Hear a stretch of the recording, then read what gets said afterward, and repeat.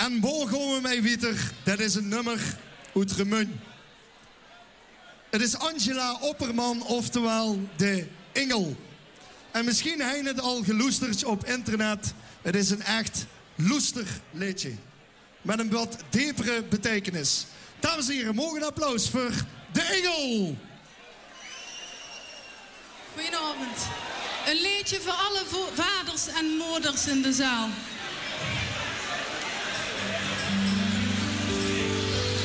Bij ons in Remun is een kerkske. Een kerkske net over de brug.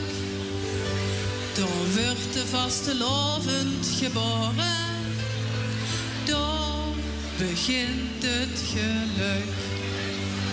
Hier wordt de vastelovend geboren. Bij pap op de schouwers, bij mam op de herm. Hier wordt de vastelovend geboren. Hier loopt de vastelovend zich warm. Geniet van die kuksjes, nu zijn ze nog klein.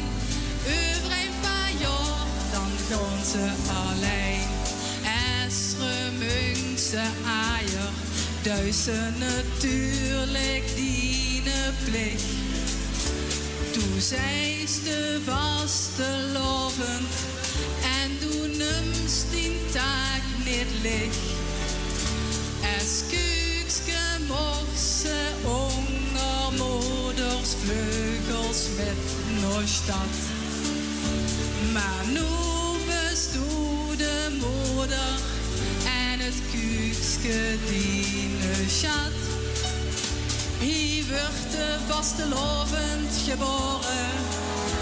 Bij pap op de schouwers, bij mam op de herm. Hier wordt de vastelovend geboren.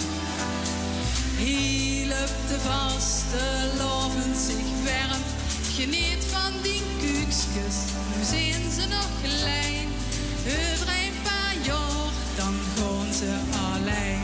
Ze stralen van het leven, zijn zo prachtig schoon verkleed. Met twinkelende uisjes en de wengskes lekkerheid.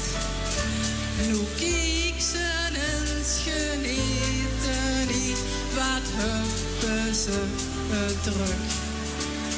Hier in het witte kerkske ligt de bron van het geluk.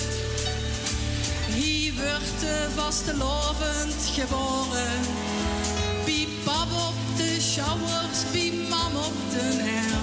Hier wordt de vastelovend geboren. Hier loopt de vastelovend zich warm. Geniet van die kuksjes, nu zijn ze nog klein. Over een paar jaar, dan gaan ze alleen.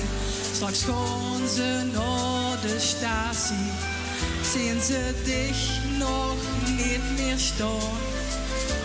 10 uurtjes vliegen uit, du moest ze laten gaan. Straks schooi ze eenzaam en verlaten stilkes door de stad. En denk ze aan dat kerkske en aan wat ze hups gehad. Hier wordt de vastelovend geboren. Bij pap op de schouwers, bij mam op de herm. Hier wordt de vastelovend geboren. Hier loopt de vastelovend zich warm. Geniet van die kuksjes, nu zijn ze nog klein. Over een paar jaar, dan gaan ze alleen. Dankjewel.